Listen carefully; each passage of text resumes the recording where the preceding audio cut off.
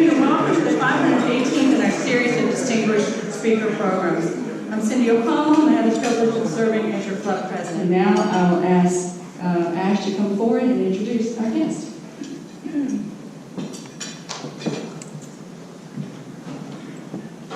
Thank you, Cindy, and welcome all.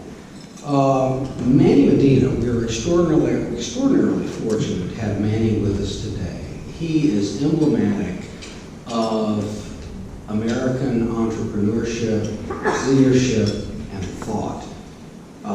Manny was born in Cuba in 1952, came here at age 13, and settled in Miami with his family, and enrolled in FAU, graduated in 1974 with a degree in accounting, practiced public accounting for a while, got into the real estate business, had a tremendously successful real estate business down in Miami, and from there founded a firm named Terramark, which was the same name his real estate company had, but this is an example of his intellectual capability and his entrepreneurial depth as well.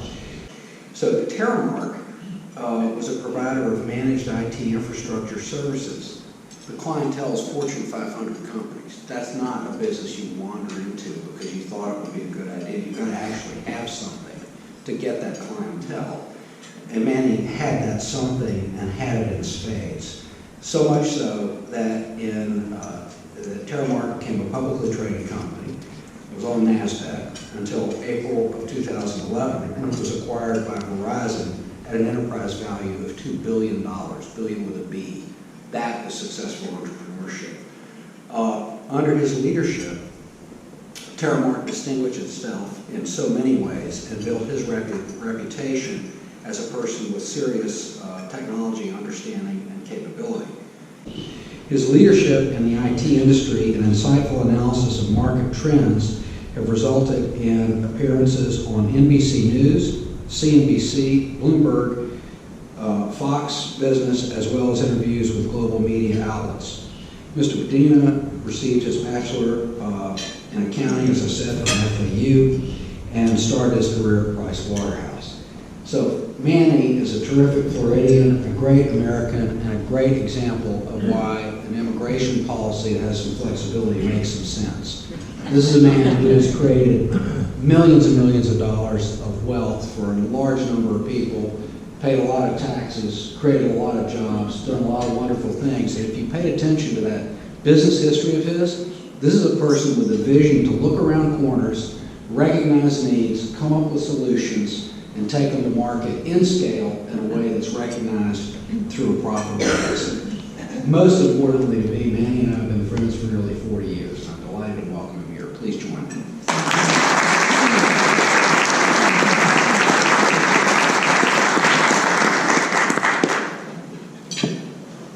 Well, I promise you, after an introduction like that, it's downhill from here, so the best is over.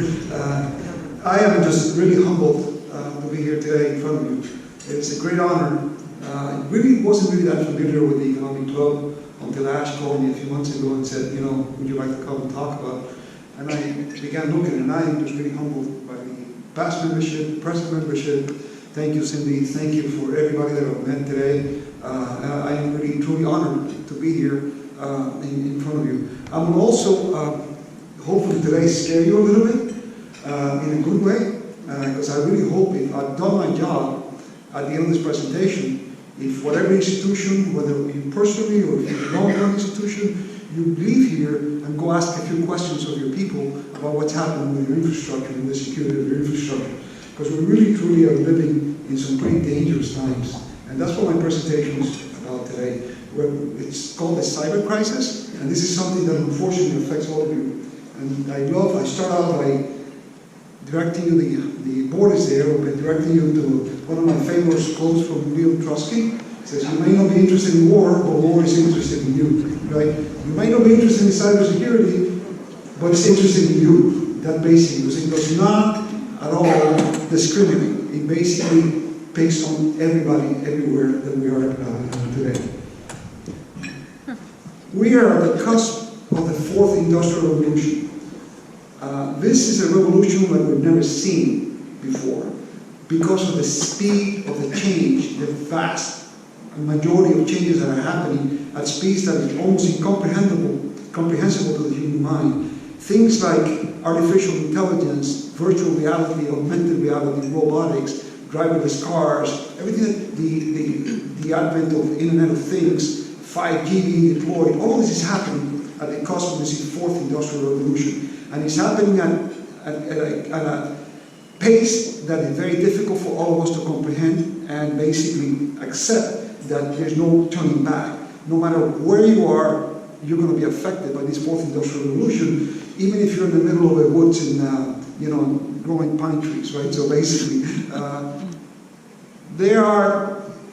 there's something that drives this industrial revolution, and that is a simple word: data.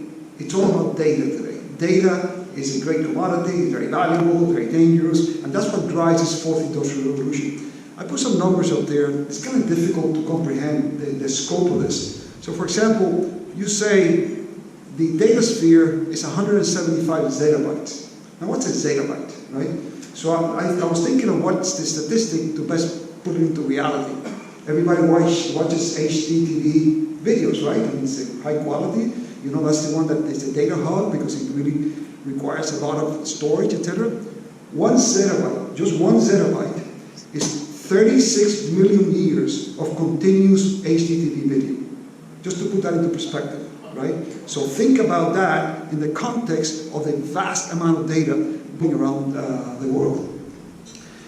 With the advent of 5G, the Internet of Things is already a reality, but it will be so commonplace with 22 billion, depending who you speak to, 22 billion devices, billions of humans connected to machines, machines connecting to machines and to each other. This Internet of Things is one of the most exciting, at the same time it's one of the most dangerous parts. Just to put it into perspective, this cross-trade of data around the world represents $11 trillion to our own economy, basically. So that's the vast amount of it, and it's all based on those 4 syllables, D-A-T-A. Data, right? And that data is now something that everybody's drinking from a gigantic fire hose. So I'm just giving you this background because today, in order for you to deal with that, you got to have scale. This business is out cross country. You're scaling at a volume that it was inconceivable for you to be able to do just a few short years ago. Speed. Everything today is about speed, right? Basically, forget about instant trading. Basically, today think about with the advent of 5G, it is phenomenal what's going to happen, right? I mean, for me to do this, raise my hand, it takes 200 milliseconds from the moment that I tell my brain, raise my left hand, for me doing it. 5G will do this in 5 milliseconds, which is unheard of. It's almost difficult to comprehend. Why? Because we've been dealing with driverless cars, we've been dealing with all this computational needs to be done in real time, right at the moment. Is that a person? Do I left, turn right, or turn right? So speed drives this revolution, scale, speed. And then third, which is really what I want to spend my time talking to you about today, is security, right? And security, unfortunately, is the rock where this fourth industrial revolution will flounder. Because what is happening is that we have not been prepared for it. And today, we really and truly are living on an epidemic, right? And this is really what I'm here to talk to you about today. As CIOs, not like Ash, CIOs of money, but Chief Information Officers and Chief Information Security Officers, as these companies transform themselves, they need to digitize their entire infrastructure in order for them to be able to cope or bear or really be part of this fourth industrial revolution. And that digitization of your environment is irreversible. You have to do it. You cannot do this the old way. So it's happening. As a matter of fact, one of the most prestigious analysts in our industry is a company called Gartner. You may have heard of it. They do an annual CIO survey about what is happening with their IT infrastructure environment.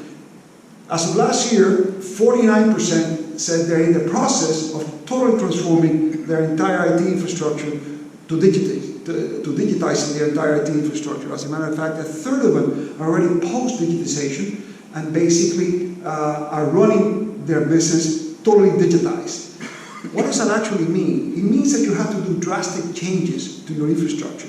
to go from a legacy system to a digitized infrastructure that we'll talk a little bit more about today. But it's pretty traumatic when you do that undertaking. And today I'm going to tell you a little story, because I think it brings it to reality, of one of these very eager young CEOs who digitized his company, and basically, and what happens to him. So basically, this CEO, he's young and upcoming. He took his company public about a year and a half ago.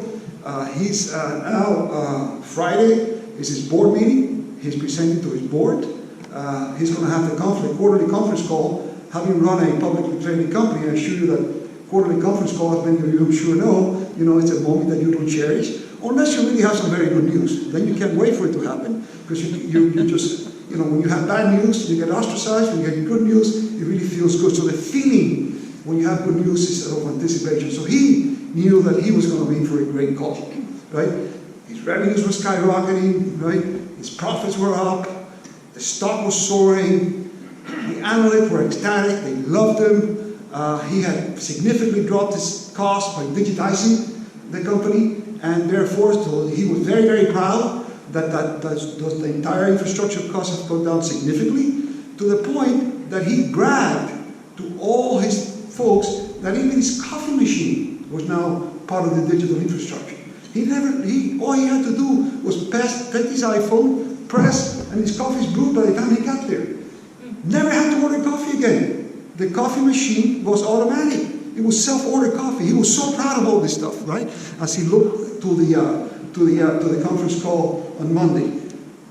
Something comes about, he shoots the best 18 holes he's ever shot in his entire life. Man, I am really, really, really part of this in a way that I know that I'm going to kick butt, basically. And he nailed it. He absolutely nailed it. Monday morning comes about. Of course, he gets in the office by 6 a.m. He couldn't wait to have his conference call. He goes to press his coffee machine, and this is what he sees. Right there.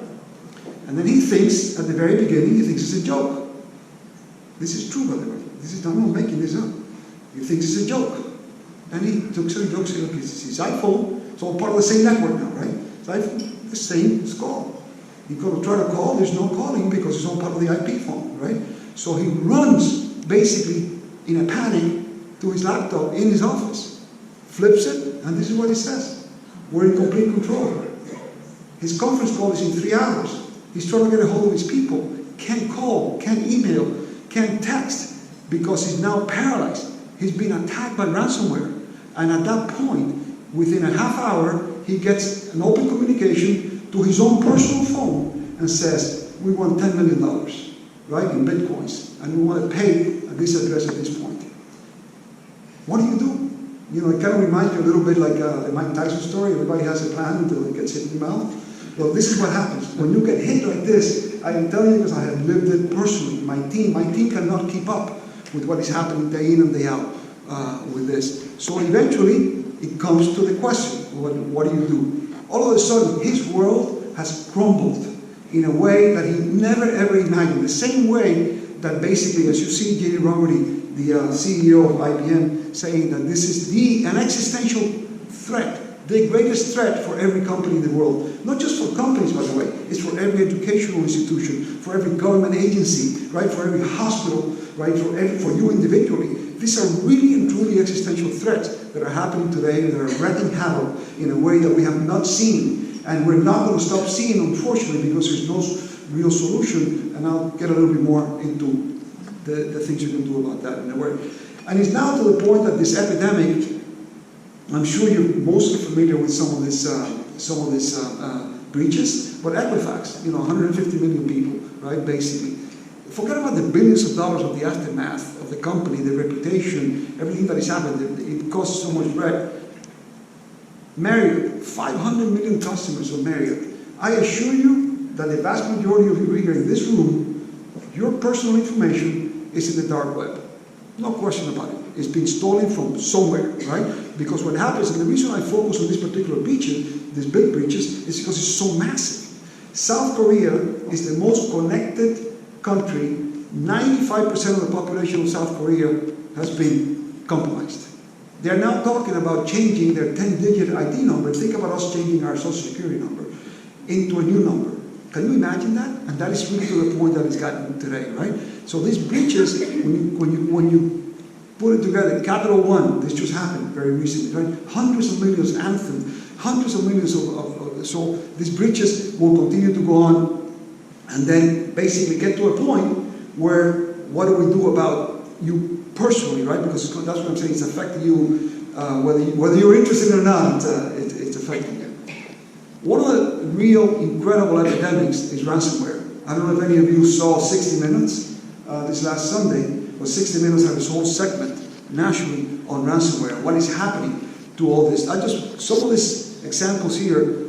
Baltimore had a $76,000 ransomware ask in bitcoins. They refused to pay. By now they're up to $20 million trying to recover the data because they didn't pay, right? Now, on the other hand, basically, Atlanta, the same thing. They refused to pay. They're now, forget about 2.6, I was just seeing it yesterday, they're in the tens of millions of dollars. And they still, now what happens? Imagine a city that is being hit, and all of a sudden you can't get access to the court system, you can't get access to your water bills, you can't get access to traffic tickets, you can't get access to emergency systems sometimes. What do? You're paralyzed, right? Basically. And this is all being done in a very systematic way. Right here in Tallahassee, $500,000 diverted in payroll, right here in this city. This is in May of this year. I don't know if all of you remember doing that. Lake City just happened, $460,000 ransomware. Key Biscayne, Stewart, Riviera Beach. It's an epidemic over and over. This is today's Miami Herald. Just brought it with me because it's today's Herald. Expect more Florida cities to be hacked. Why are cities being hacked? Because they're easy pickings. They basically, the mayor and the commissioners or the councilmen have so many priorities and they don't think about this. They don't think that this is a priority. So their IT infrastructure is very antiquated and they never take money aside to go in and invest in this. So they're easy targets. And they basically are the easiest picking that there is, and of course the perpetrators know this. Can't catch them because this is all being done from foreign countries that we have no access, we can't extradite them. We're really fighting a very, very, very losing battle, right? In a way that we're losing the battle, basically, today. And it's really, really scary, as you saw in that little story that I told you about this anonymous CEO of this publicly traded company, right? And just to put some perspective in it, annual cybercrime in a couple of years will be more than actually illicit drug trade. That's saying a lot. The problem is that the collateral damage of the cybercrime is much bigger than the drug trade. Because the drug trade, notwithstanding all the terrible things that it does, and I'm not condoning it, basically, but at the end of the day, typically if you're putting drugs into your body, you're harming yourself. You typically have a lane of people that are killing each other. You typically, of course, you have corruption, you have money, but it's somewhat contained. You are not going to bring down the electrical grid. You're not going to bring down hospitals. If you saw in 2017, there was a cyber attack called NotPetya, and it's the first time that you could actually see the physical harm to individuals. The NIH, or the National Institute of Health in England, was hacked. In the middle of an operation, if today you're getting an open heart surgery or any complicated operation in your hospital, and that hospital gets whacked, your chances of dying are going to be very high because they have access to nothing else. So in that particular case, people actually died. You could see people in the stretchers being pulled out because the doctors could not continue on with the operation at this particular time. So this collateral damage of cyber is much bigger than the actual drug trade itself. And what is happening right now, if you take a look at Cyrus Vance, the state attorney of the state of New York, he said that today, over 25% of his felonies are cyber related. And he was saying why? Because if you are, it's very relatively simple, not that I'm going to give you a lecture on it today, but relatively simple for you to become a cyber criminal. It takes very little, you don't even have to be an expert at all, basically, because you can buy the software, you can rent it, do it as a joint venture with a software provider, and all you need to do is just a physical body with a little bit of IQ. But basically he was saying that the reason is that if you go rob a liquor store with a gun, you get caught, you're going to get 10, 15 years. You get caught on a cybercrime, you're going to get a slap on the wrist, basically. Now, it's changing. So the entire damage of the cyber is phenomenally more impactful than the illicit drug trade in the entire world, which is a big statement to say, right? In global ransomware, now typically they don't do big amounts, meaning big where they don't want to, because they want you to pay. So $11.5 billion this year.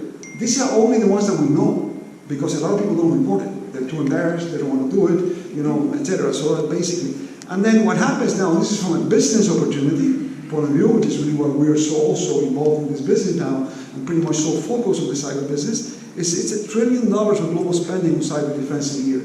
That's a lot of money, basically, trying to protect yourself against all this. One of the questions that I'm always asked is why? Why can we not stop this? Why is it so difficult? I'm talking from an entrepreneur, from an enterprise point of view, or from a government, or from an institutional point of view. And there's a very basic reason why, and that's kind of a diagram there, it's a little bit busy. But basically what happens is fundamentally, IT infrastructure changed at a very drastic speed, and security stayed in the 80s, basically. So if you think about our IT infrastructure today, life used to be very simple, right? You would come to your office, no matter where you were, your office, you log in, you turn on your computer was tethered to your servers, which were down in the basement somewhere, or your own data center, and then you come in, you did your work, at the end of the day, you turned off your computer, and you went home. And that's the way it was, right? To the 80s, the 90s, as all this happened. So what happened was that security basically was done by creating a perimeter around where your infrastructure was. So think about the moat around the castle. You say, well, if I create this perimeter, nobody's going to get in. And that's fundamentally a perimeter-based hardware. So companies such as Cisco, Juniper, etc., who sell you all this hardware, and this is where you create it, you put the firewalls in there, and basically that was a fundamental basic. Now what happened was that IT infrastructure and that perimeter doesn't exist anymore. It's gone. That perimeter is gone. You basically, the advent of little things like mobility that didn't exist then, your infrastructure is now in multiple places. If you're an enterprise, you're using Office 365, you're using AWS, Azure, Google, you have your own hybrid infrastructure that is composed of your own private cloud, you have a part of the equipment in a co-location facility, part of the equipment still in your own data center, so that hybrid infrastructure, how do you put a perimeter around it? You can't put a perimeter around it. But fundamentally, 90% of enterprises in government in enterprise now probably is in the 80s, but of government is still using the same perimeter base, where you basically come in and do this. And it is like the definition of insanity. Keep doing the same thing and expect different results, right? So that's what happened. There was a disconnect. In the meantime, security stayed there. Fundamentally, notwithstanding the fact of all the changes and all the billions of dollars that have been spent, the vast majority of security today is still IP address to IP address. Can this IP address connect with this IP address? That's what a firewall does. And the answer is binary, yes or no. And that, I'm telling you, in today's world does not work. It's not like yes or no. The answer is really maybe, as you'll see in a second. So what happens is a disconnect between the security of that infrastructure that changed so vastly, at the same time that you're drinking from the gigantic fire hose of data, you try to protect that data when it's static, when it's in motion, and it doesn't work. It's just basically been outdated. I have a friend who's in the industry that says that if you take an IT professional from 20 years ago, and you take a security professional, a cybersecurity professional from 20 years ago, and if they were both in a cave and you bring them out, and the IT guy is going to say, what is this? What is this virtualization? What is cloud? What is mobility? What is all this stuff? I don't understand this. The security guy right away says, oh yeah, IP to IP, nothing has changed, right? And the reason I emphasize this, because really now there's solutions to it. So what happens now, so what do you do? Well, right now there are new ways.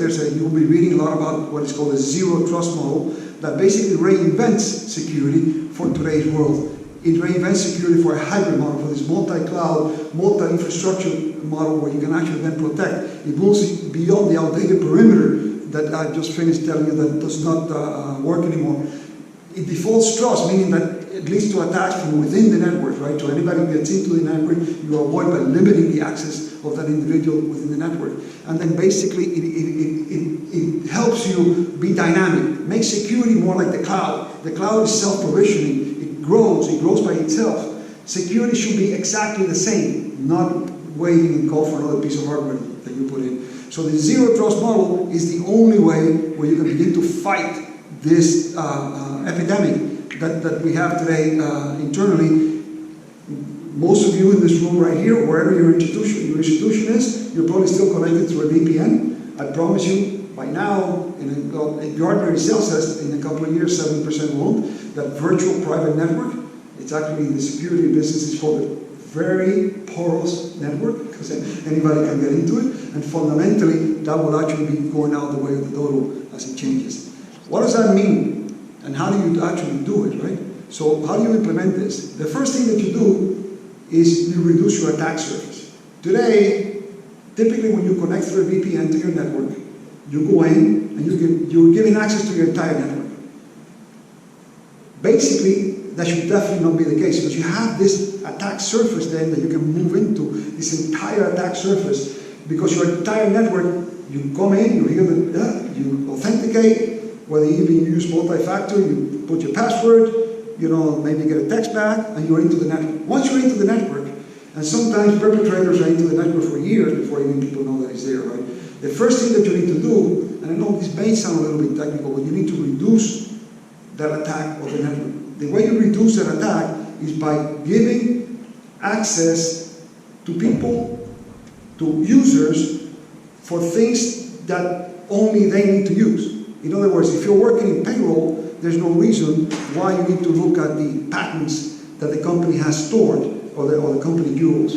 So reducing that attack surface to this new technology that exists today is number one. The narrower your attack surface is, the more difficult you make it to be able to get them to hack into your environment today.